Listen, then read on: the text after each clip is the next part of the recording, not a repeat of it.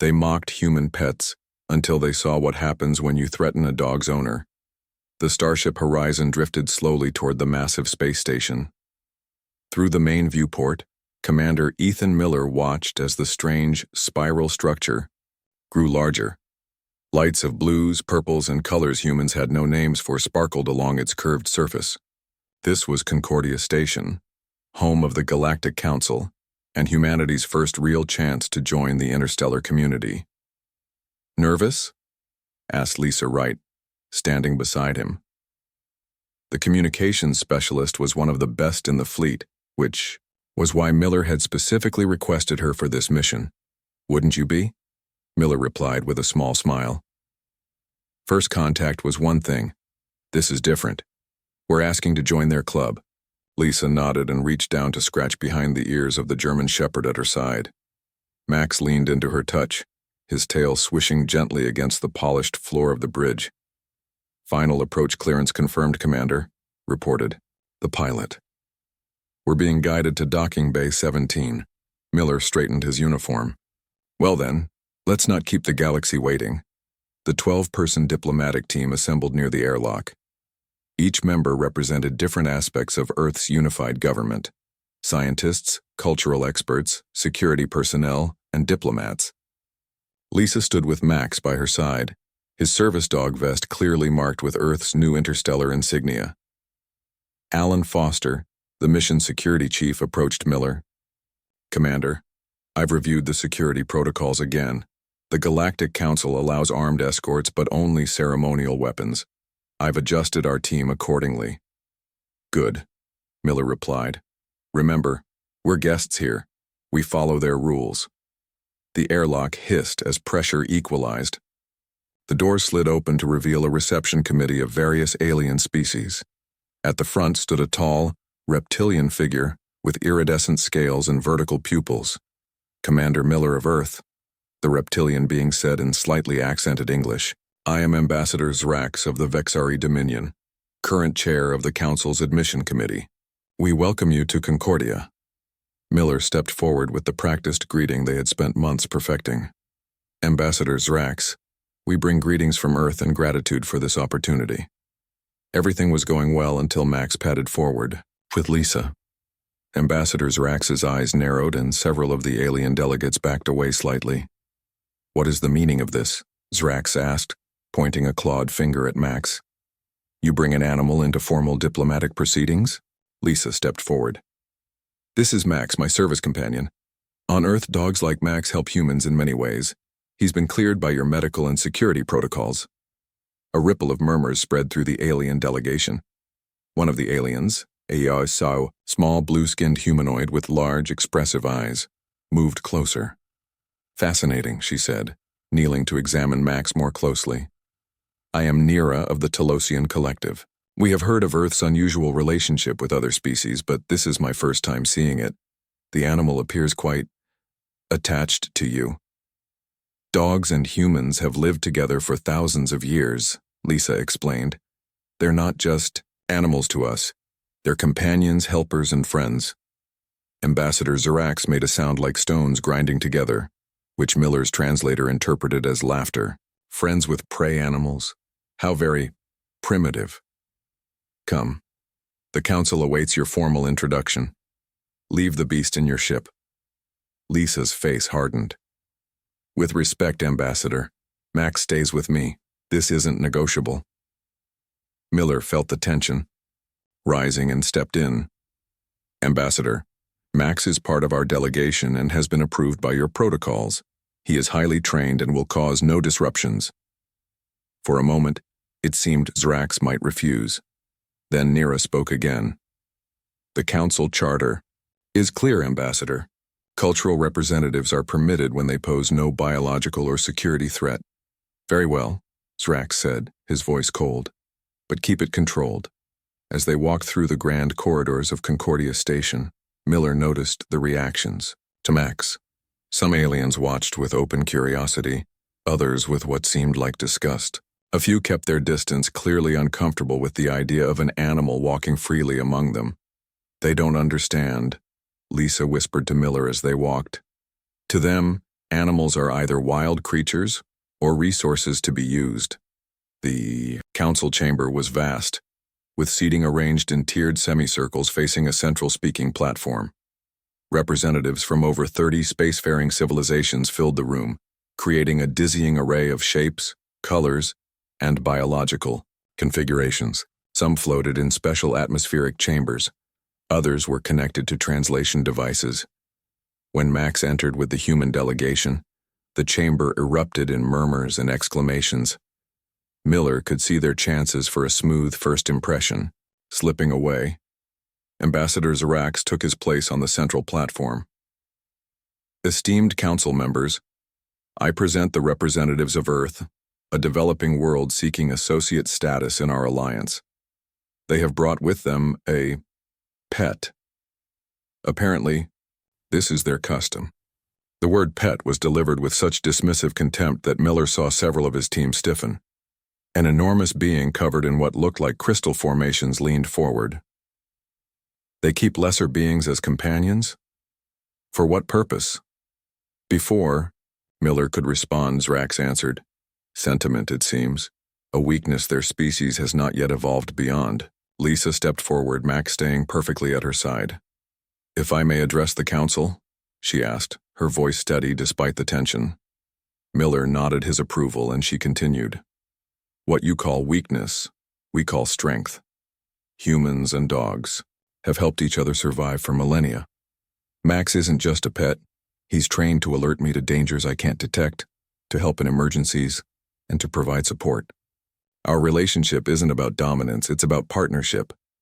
A wave of translators buzzed as her words were conveyed to each species. Some looked intrigued, others unconvinced. Nira of the Telosians spoke up. Our preliminary studies of Earth culture noted this unique trait, the ability to form emotional bonds with other species. Some found it disturbing. Others, like myself, find it potentially valuable. Ambassador Zrax flared the scales around his neck. Valuable? It demonstrates their primitive development. A species that forms attachments to lesser beings will make decisions based on emotion rather than logic. Can we trust such beings with advanced technologies or sensitive information? Throughout the chamber, Miller could see the growing skepticism. Earth's application was in trouble before it had even begun. Then, unexpectedly, Max demonstrated exactly why humans valued their canine companions. As a floating mechanical device approached Lisa from behind, Max gave a single quiet alert bark. Lisa turned immediately, avoiding collision with the device, which appeared to be a maintenance drone. The room fell silent. You see? Lisa said into the quiet.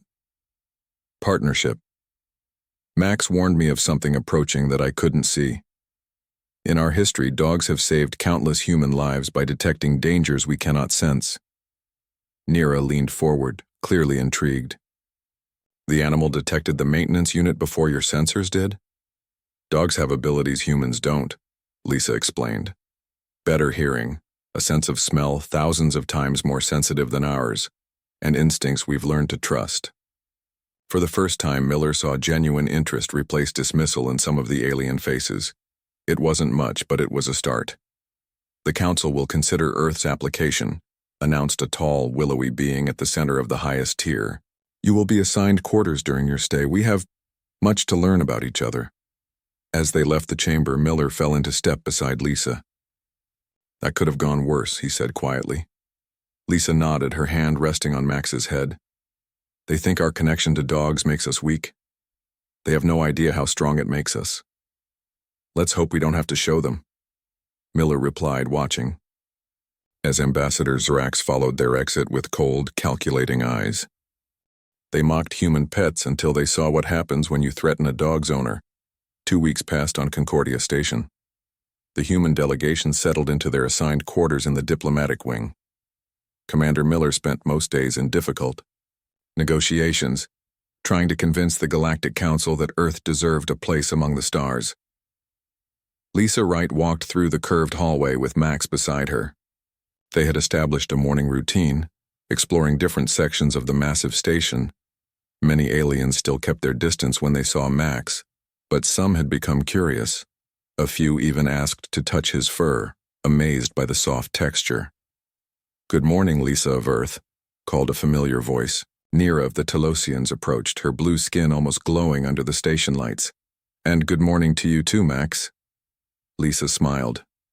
"You're one of the few here who greets him by name." "My people are empaths," Nira explained. "We sense feelings in others. Your dog has emotions, different from yours but real. Many species here refuse to see that." Max wagged his tail as Nira knelt to scratch behind his ears. "How are the talks going?" Lisa asked.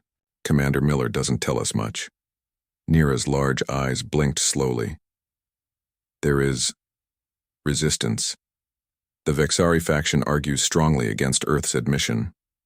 Ambassador Zirax speaks of your emotional attachments as dangerous unpredictability. And what do the Telosians think? We see potential in your species. The ability to form bonds across species lines is rare in the galaxy." Nira looked down at Max thoughtfully. "Most achieve dominance or symbiosis, but not true emotional connection."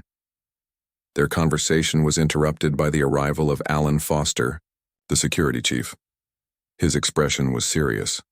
"Lisa, the commander wants to see us right away," he said, nodding politely to Nira. "Council business, I'm afraid." Nira stepped back. "Of course. We will speak again soon, Lisa of Earth." As they walked to the meeting room, Alan lowered his voice. "Something's wrong. We've detected unusual energy patterns in restricted areas of the station, and communications with Earth experienced interference last night." In the meeting room, Commander Miller paced back and forth. When they entered, he gestured for them to sit. "We may have a problem," Miller said. "Someone might be sabotaging our talks." Lisa felt Max press against her leg. "What happened?" "3 incidents in the past week. First, our secure data packets to Earth were corrupted. Then the environmental controls in our quarters malfunctioned. And this morning, the Council received a formal complaint about human aggression, with fabricated evidence." Alan leaned forward. "The Vexari?" "We can't prove anything," Miller replied. "If we make accusations without proof, we'll destroy any chance of joining the Council." Lisa noticed Max had grown tense beside her. Over the past 2 weeks, she had observed a pattern in his behavior. Max became uneasy in certain sections of the station, particularly when specific Vexari officials were nearby. "Commander," she said slowly, "I think Max may have noticed something we've missed." Miller looked skeptical. "Your dog?" "He's been behaving differently in some areas of the station. At first, I thought he was just adjusting to the new environment. But it's more than that. He refuses to enter certain corridors, especially near the communication hub." Alan looked interested. "The same area where we detected those energy anomalies. Are you suggesting your dog can sense sabotage?" Miller asked. "I don't know what he's sensing," Lisa admitted. "But dogs can detect things humans can't. Changes in electric fields, unusual smells, subtle vibrations. Max has been trying to tell me something, and I've been ignoring it." Miller considered this for a moment. "What do you propose?" "Let me map Max's reactions throughout the station. If there's a pattern, it might lead us somewhere." "Do it discreetly," Miller ordered. "If someone is sabotaging us, I don't want them to know we're investigating." For the next 3 days, Lisa and Max explored the station methodically. She created a digital map, marking places where Max showed signs of distress or alertness. Alan provided her with the locations of the detected energy anomalies. A pattern began to emerge. "Look at this," Lisa said, showing her findings to Miller and Alan in a secure room. "Max reacts strongly in these 5 locations. 3 match perfectly with your energy readings, Alan. And all 5 connect to areas frequented by Ambassador Zrax's staff," Alan noted. Miller studied the map. "It's still not enough evidence. We need more." That evening, as Lisa and Max returned to their quarters, they passed a group of Vexari officials in the corridor. Max immediately stiffened, a low growl rumbling in his throat. Lisa had never heard him make that sound on the station before. "Quiet, Max," she whispered, tugging gently on his leash. One of the Vexari, taller than the others, turned to look at them. "Control your beast, human," he said coldly. "He's not usually like this," Lisa replied, trying to sound casual. "Must be something in the air." The Vexari's vertical pupils narrowed. "Perhaps your primitive creature should remain in your quarters if it cannot behave properly." After they passed, Lisa knelt beside Max. "What did you sense, boy?" she whispered. Max's eyes remained fixed on the departing Vexari, his body still tense. Lisa hurried back to find Alan. She found him in his office, reviewing security footage. "Something's happening," she said urgently.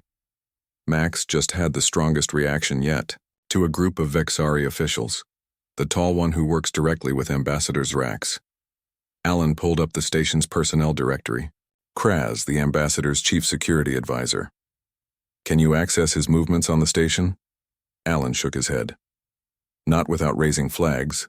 Diplomatic immunity protects them from surveillance." "Then we need to follow them," Lisa decided.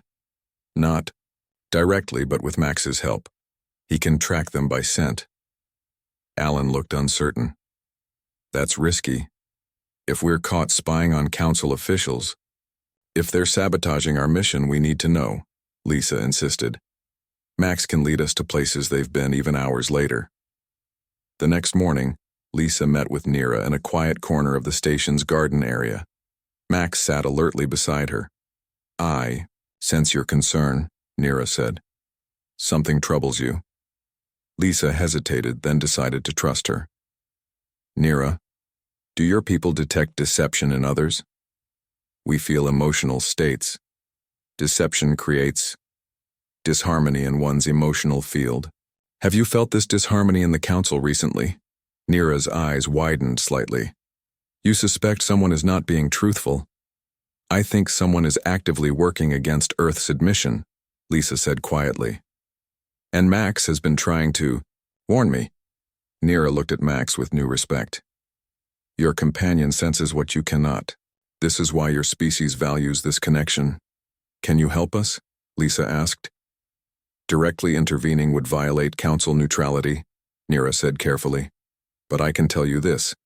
The Telosian delegation has also noticed inconsistencies, particularly surrounding Ambassador Zrax and his inner circle." Max suddenly lifted his head, ears perked forward. A moment later, Lisa heard the station-wide announcement. "All diplomatic personnel are invited to attend tonight's formal banquet, celebrating the second phase of admission talks. Attendance is requested by the council chair." Nira stood. "Be careful, Lisa of Earth. Your instincts and those of your companion may be more valuable than you know." As Nira departed, Lisa scratched Max behind the ears. "Looks like we're going to a party tonight, boy," she said quietly. "And I think that's where we'll find our answers." Alan joined her as she walked back to the human quarters. "Commander Miller wants everyone on their best behavior tonight," he told her. "This banquet could be our chance to make a better impression on the council members." "Or it could be something else entirely," Lisa replied, watching as Max growled softly at a passing maintenance worker wearing a Vexari insignia. "I think we should be prepared for anything. They mocked human pets until they saw what happens when you threaten a dog's owner." The grand banquet hall of Concordia Station glittered with lights that shifted colors like living rainbows. Representatives from all council species mingled, their voices creating a strange mix of sounds that the translation devices struggled to process. Lisa Wright stood with the human delegation, wearing her formal uniform. At her side, Max sat attentively, his service vest freshly cleaned for the occasion. "Remember," Commander Miller said quietly to his team, "this is a diplomatic event. Be friendly, avoid controversial topics, and try to make a good impression." Alan Foster nodded, but his eyes constantly scanned the room. "Something feels off," he whispered to Lisa. "Security is tighter than usual." Lisa had noticed the same thing. Armed guards, mostly Vexari, stood at every exit. "Max feels it too," she replied. The German shepherd was unusually tense, his ears shifting at each new sound. Ambassador Zrax approached their group, his scales shimmering in green and gold patterns that Lisa assumed indicated formal dress for his species. "Commander Miller," he said with a slight bow, "I trust you are enjoying the hospitality of the Council?" "We are grateful for the opportunity," Miller replied diplomatically. Zrax's gaze shifted to Max. "I see you still bring your companion to official functions." "Max is part of our delegation," Lisa said firmly. "How charming," Zrax said, his voice cold. "If you'll excuse me, the council chair requires my attention." As Zrax walked away, Lisa noticed Max's eyes following him intently. She had learned to trust that look. Max was tracking something important. Nira found them a short while later, her blue skin almost luminous under the ceremonial lights. "The energy in this room is complex," she said quietly to Lisa. "Many undercurrents." Before Lisa could respond, Max suddenly stood up, his body rigid with alertness. A moment later, the lights in the banquet hall flickered once, twice, and then went out completely. The room plunged into darkness. Emergency lights came on seconds later, casting everything in a dim red glow. Confused voices filled the room as various species reacted to the sudden change. Some panicked, others remained calm. "Everyone please remain where you are," announced a voice over the station's communication system. "We are experiencing a temporary power fluctuation." Commander Miller quickly gathered his team. "Stay together," he ordered. "This could be a simple malfunction, but I don't want to take chances." Max began pulling at his leash, trying to move. Lisa toward one of the side exits. She had never seen him so insistent. "Commander," she said, "Max is sensing something." Miller hesitated, then nodded. "Alan, go with Lisa. See what the dog is reacting to. The rest of us will stay here." Lisa and Alan followed Max out of the banquet hall into a dimly lit corridor. The emergency lighting cast long shadows that made navigation difficult. "Where's he taking us?" Alan whispered. "I don't know, but we should trust him," Lisa replied. Max led them through several turns, moving with purpose. Suddenly he stopped and growled. Lisa heard voices ahead, speaking in the harsh, clicking language of the Vexari. Alan pulled her back against the wall out of sight. They listened as two Vexari guards walked past their hiding spot. "The humans are being contained as ordered," one said in his native tongue, which Lisa's translator converted. "Ambassador Zrax will present evidence of their sabotage to the Council within the hour. And if they resist, then we have authorization to use necessary force. The danger they pose is too great to allow sentiment." Once the guards passed, Alan turned to Lisa. "We need to warn the commander," he whispered urgently. They tried their communication devices, but only static answered. "Communications are being jammed," Alan realized. "This is a coordinated operation." Max suddenly tensed again, his attention focused down another corridor. Before Lisa could react, a group of armed Vexari appeared, weapons drawn. "Humans," the lead guard said. "You are not authorized to be in this section. Return to the banquet hall immediately." Alan stepped forward. "We got lost when the lights went out. We're heading back now." The guard's eyes narrowed in suspicion. "Wait, you are the security chief, and you," he pointed at Lisa, "you are the one with the animal. Why are you in this restricted area?" Lisa felt Max press against her leg, a warning signal she recognized. "As my colleague said, we were disoriented by the power failure," she explained calmly. "We'll return to our delegation now." The guard raised his weapon. "You will come with us for questioning." What happened next occurred so quickly that Lisa barely had time to process it. Max lunged forward, not attacking, but creating a distraction that startled the guards. In that moment of confusion, Alan pulled Lisa into a side passage. They ran as shouts and the sound of weapons firing echoed behind them. "Max! Come!" Lisa called, and the dog raced after them, catching up in seconds. They turned corner after corner, moving deeper into the station's maintenance areas. Alan's security training helped him find a small mechanical room where they could hide temporarily. "What just happened?" Lisa asked, trying to catch her breath. "A coup," Alan said grimly. "Or something close to it." They've isolated the human delegation and are planning to frame us for something. Max paced the small room restlessly, clearly agitated. We need to find the others and warn them, Lisa said. Alan checked his weapon, a small stunner that was the only type allowed for diplomatic security. This won't do much against their armor, he muttered. Then we don't fight, Lisa decided. We evade, and Max can help us do that. The German shepherd's ears perked up at his name. His senses are far better than ours. He can detect Vexari before we see them, hear patrols before they reach us, Lisa explained. A natural early warning system, Alan nodded. But how do we find the commander and the others? Lisa thought for a moment. The Telosians. If we can reach Nira, she might help us. They waited until Max indicated it was safe, then slipped out of the mechanical room. The emergency lighting was still in effect, giving the corridors an eerie red glow. Max led the way, stopping at intersections to listen and smell before proceeding. Twice, he warned them of approaching patrols early enough for them to hide. Lisa marveled at how the Vexari had completely dismissed Max as a mere pet, never considering the tactical advantage his senses provided. They were trying to reach the Telosian quarters when they stumbled upon something unexpected, a human from their delegation being escorted by armed guards. It was Dr. Garcia, one of their scientists.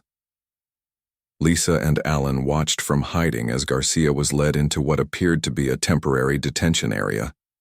Through the open door, they glimpsed other humans, inside including Commander Miller. They're gathering everyone in one place, Alan whispered. But why? To eliminate all witnesses, came a soft voice behind them. Lisa spun around to find Nira standing there, her large eyes reflecting the red emergency lights. The Vexari faction led by Ambassador Zrax fears your species, Nira explained quietly. They plan to stage an incident, human terrorists attacking the council. In the confusion, your delegation will be eliminated. Why would they do this? Lisa asked, keeping her voice low. Fear. Your adaptability, your emotional bonds, your unpredictability.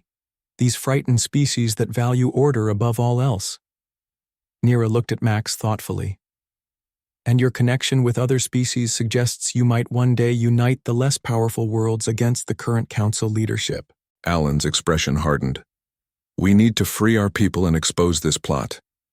I cannot directly intervene, Nira said, but I can tell you that your commander and the others are being held in detention level 4. The evidence Zrax plans to present is false. Manufactured data showing human sabotage of critical systems. How do we reach detention level 4? Lisa asked. Follow your companion, Nira replied, nodding toward Max. His senses will guide you better than any map. And Lisa of Earth, she added softly. When the moment comes, remember what your people have, that the Vexari do not understand. With that cryptic advice, Nira slipped away into the shadows of the station. Lisa looked down at Max, who gazed back with alert, intelligent eyes. Well, boy, she whispered, looks like it's up to us to save the diplomatic mission. She turned to Alan. Are you ready? Alan checked his stunner again and nodded grimly. Lead the way, Max, he said. Let's show these aliens what happens when they threaten your human. Max sniffed the air, then started forward with purpose, leading them deeper into the station where their captured comrades awaited. They mocked human pets until they saw what happens when you threaten a dog's owner. Max moved silently through the dim corridors of Concordia Station, with Lisa and Alan following close behind. The German shepherd paused at each intersection, his ears swiveling to catch distant sounds and his nose testing the air. The emergency lighting cast everything in shades of red, making the station feel alien and threatening. How much farther to detention level 4? Alan whispered, checking their surroundings. Lisa consulted the small map Nira had quickly sketched for them. 2 more levels down, there should be a maintenance shaft ahead that can take us there without using the main lifts. Max suddenly froze, his body becoming rigid with alertness. A moment later, he pressed against Lisa's leg, their signal for approaching danger. They quickly ducked into a small alcove, as a patrol of 4 Vexari guards marched past. The patrols are increasing, Alan observed once the guards had passed. They must know we escaped. Lisa nodded. We need to move faster. She looked down at Max. Find us a safe path, boy. The dog led them to a narrow maintenance shaft, little more than a ladder descending through a tube barely wide enough for a human. Getting Max down would be a challenge. I'll carry him, Lisa decided, slipping off her jacket and fashioning a makeshift harness. He's trained for emergency carries. Alan went first, descending the ladder while Lisa secured Max against her body. The dog remained perfectly still, understanding the need for silence and cooperation. His training as a service animal made him adaptable to unusual situations. They descended 2 levels before Max suddenly growled softly, a different warning than before. What is it? Alan asked from below. He senses something different, Lisa explained. Not Vexari, but something he doesn't like. When they reached the bottom of the shaft, they discovered what had triggered Max's warning. The corridor ahead was filled with a thin mist, barely visible in the emergency lighting. Gas, Alan said, sniffing cautiously. Probably non-lethal, but designed to incapacitate. Lisa knelt beside Max. Can you find us another way around? The dog sniffed the air, then turned and led them down a different corridor. This route was longer, taking them through what appeared to be storage areas. Twice more, Max warned them of approaching patrols, allowing them to hide in time. We're getting close, Alan whispered, checking the map again. Detention level should be just ahead. As they approached the detention area, they found 2 armed Vexari guards standing at the entrance. Behind them was a reinforced door that likely led to where Commander Miller and the others were being held. We need a distraction, Lisa said, studying the situation. Something to draw them away from the door. Alan checked his stunner. I could try to take them out, but if I miss, they'll sound the alarm. Lisa had a different idea. She whispered to Max, giving him specific commands that she had trained him to follow. The dog's ears perked up as he understood his mission. Are you sure about this? Alan asked, watching as Lisa removed Max's service vest. He knows what to do, she replied with confidence. Get ready to move when they leave their post. Lisa gave Max a hand signal. The German shepherd trotted down a side corridor, disappearing around a corner. Moments later, they heard a series of loud barks, followed by the sound of equipment crashing to the floor. The guards immediately reacted. The Earth animal, one of them hissed. It must not reach the communication systems. Both guards rushed toward the source of the noise, weapons drawn. Now, Lisa whispered. She and Alan sprinted to the detention door. Alan used his security training to bypass the lock, and the door slid open. Inside, they found Commander Miller and 5 other members of the Earth delegation. They looked surprised but unharmed. Foster? Right? What's happening out there? Miller demanded. A coup, sir, Alan explained quickly. The Vexari are framing us for sabotage. We need to get everyone out now. As they quickly explained the situation, Max returned, slipping through the door just before Alan sealed it again. Good boy, Lisa praised, scratching behind his ears. Perfect distraction. Miller looked at the dog with new respect. So it was right to trust his instincts after all. We need to reach the council chamber, Lisa said. Zrax is planning to present false evidence against Earth. If we can expose his plot before that happens. A loud alarm suddenly blared throughout the station, cutting off her words. They've discovered we're missing, Miller said grimly. Every exit will be guarded now. Alan checked his borrowed station map. There's a service tunnel that leads directly to the level below the council chamber. If we can reach it. They moved as one group now, with Max leading the way and Alan bringing up the rear. The escaped humans followed Lisa's instructions, moving only when Max indicated it was safe, freezing when he sensed danger nearby. Twice they nearly encountered patrols, but Max's early warnings allowed them to hide in time. The dog's abilities, so casually dismissed by the Vexari as primitive and useless, were proving to be their greatest advantage. They had almost reached the service tunnel when disaster struck. Rounding a corner, they came face to face with Ambassador Zrax himself, accompanied by 4 armed guards. "The humans have escaped," Zrax snarled. "Capture them!" The narrow corridor offered no place to hide. The guards raised their weapons. "Surrender, now, and your deaths will be painless," Zrax said coldly. "Resist and you will suffer before the end." Commander Miller stepped forward. "Ambassador, you have violated every principle of the Galactic Council. Your actions are criminal." "My actions are necessary," Zrax replied.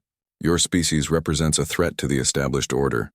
You are too unpredictable, too emotional. The Council will thank me for eliminating you before you can spread your chaos." As the ambassador spoke, Lisa noticed Max slowly moving into position beside her. The dog's muscles were tense, ready to spring. She recognized his protective stance, something she had trained him for but had never actually needed until now. "Last chance, humans," Zrax warned, nodding to his guards to prepare to fire. What happened next occurred so quickly that even Lisa was surprised. At her subtle hand signal, Max launched himself forward, not at the guards with weapons, but directly at Ambassador Zrax. The move was so unexpected that no one had time to react. Max knocked the ambassador to the ground, his teeth bared but not biting. A controlled takedown that he had been trained to perform on dangerous individuals. The guards hesitated, unsure whether to fire with their leader pinned beneath the earth animal. In that moment of confusion, Alan acted, using his stunner on the closest guard. Miller and the other humans quickly joined the fray, tackling the remaining guards. Lisa rushed forward. "Max, hold!" she commanded, and the dog maintained his position, keeping Zrax pinned without injuring him. The ambassador's vertical pupils widened in shock and fear. "Call off your beast," he hissed. "He's not a beast," Lisa replied calmly. "He's my partner, and he could have torn your throat out, but he's trained to subdue, not to kill. Another thing you fail to understand about us." With the guards disarmed and Zrax subdued, Commander Miller took charge. "We need to reach the council chamber immediately. Zrax must have allies there pushing his narrative forward." They bound the ambassador and his guards, leaving one of their team to watch over them. With Max once again in the lead, they proceeded toward the service tunnel. As they moved forward, Lisa noticed Zrax watching Max with a mixture of fear and dawning comprehension. The pet that the Vexari had mocked had just outmaneuvered elite guards and taken down their leader. "Now you understand," Lisa said to the ambassador as they prepared to leave. "On Earth, we don't keep dogs as status symbols or out of sentimentality. We're partners. We protect each other. And that's something your species might never comprehend." With Max alertly leading the way, they entered the service tunnel, racing against time to reach the council chamber and reveal the truth behind the Vexari plot. The fate of Earth's place among the stars now depended on them, and on the bond between a human and her dog that the aliens had so fatally misunderstood. They mocked human pets until they saw what happens when you threaten a dog's owner. The service tunnel ended at a maintenance door that opened into a corridor just one level below the council chamber. Lisa, Commander Miller, and the rest of the humans emerged cautiously, with Max still leading the way. The station's emergency lighting had been replaced by normal illumination, suggesting systems were being restored. "The council session will have already started," Miller said, checking the time on his device. "Zrax's second-in-command will be presenting their false evidence against us." Alan peered around a corner. "Security is heavy up ahead. We'll never get through the main entrance." Lisa knelt beside Max, who was alert but calm. "There has to be another way in," she said, studying the station map they had taken from one of the guards. "Look, there's a ventilation access that connects to the upper level of the chamber." "That might work," Miller agreed. "But how do we get there without being spotted?" Lisa looked at Max. "The same way we've gotten this far." She pointed to a section of the map. "There's a service area here that should be less guarded. Max can tell us if anyone's waiting." They moved carefully through the corridors, relying on Max's senses to warn them of approaching dangers. Twice they had to hide as patrols passed, but eventually they reached the service area Lisa had identified. The ventilation access should be just ahead, she whispered, pointing to a panel in the ceiling. Alan and one of the other humans made a step with their hands, helping Lisa reach the panel. She removed it quietly and pulled herself up, then reached down to help lift Max into the duct. The others followed one by one. The ventilation duct was narrow but manageable. They crawled in single file, with Lisa and Max in the lead. After several minutes, they heard voices below them, many voices speaking in various alien languages. "We must be above the council chamber," Miller whispered from behind Lisa. They crawled forward until they reached a grate that looked down on the vast chamber.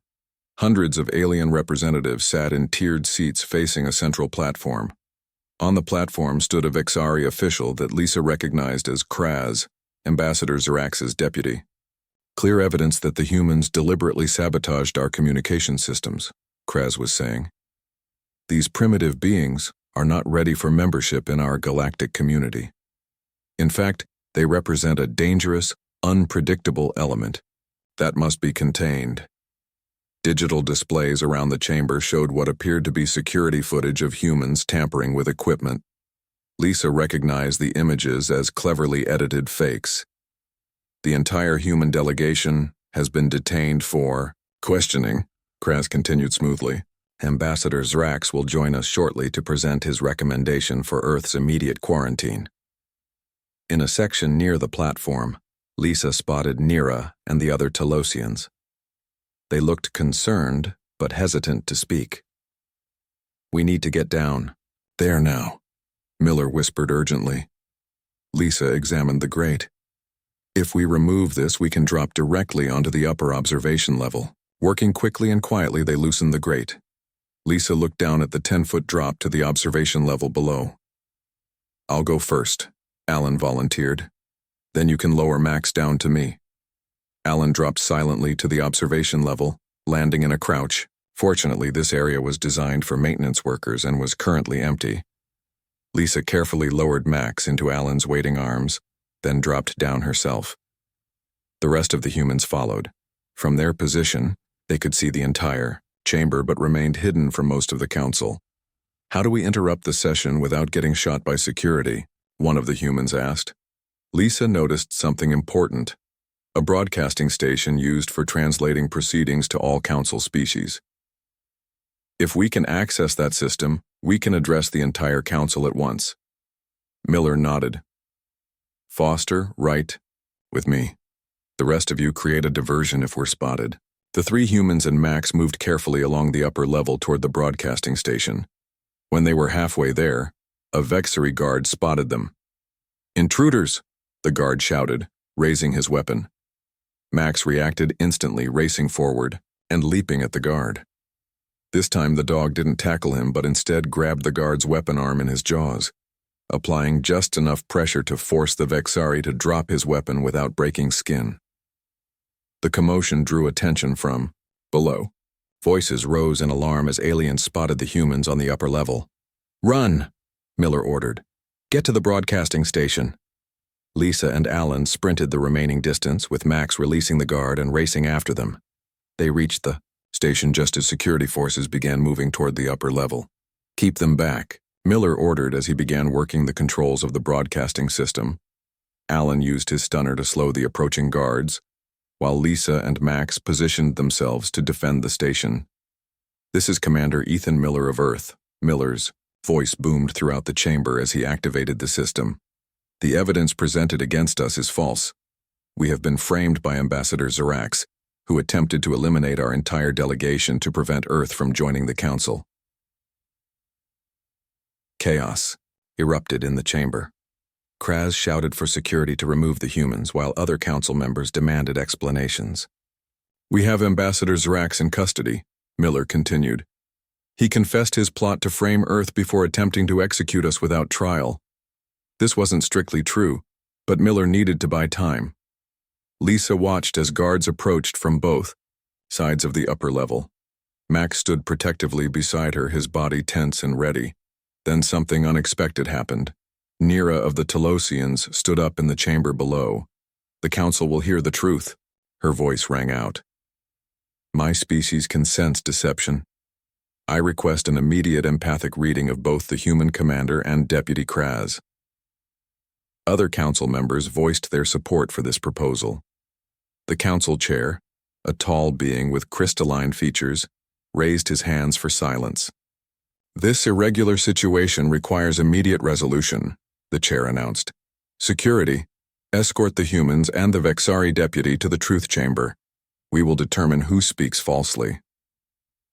In the truth chamber, a smaller room adjacent to the main council hall, Miller, Lisa, and Alan stood with Max beside them.